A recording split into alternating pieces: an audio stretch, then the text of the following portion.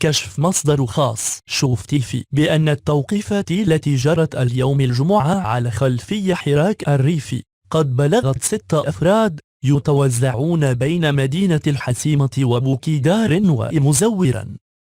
وأضاف ذات المصدر أن 2 من الموقوفين ال6 محسوبين على فرق موسيقية محلي، فيما أحد المشتبه بهم معروف بظهوره ضمن حراس أمن خاص بناصر الزفزافي.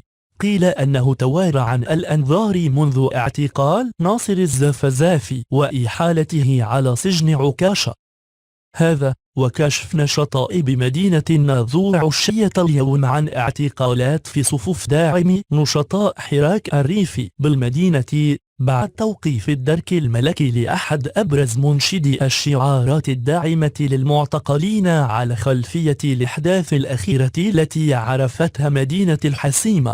لا تنسى الاشتراك لكي يصلك كل جديد.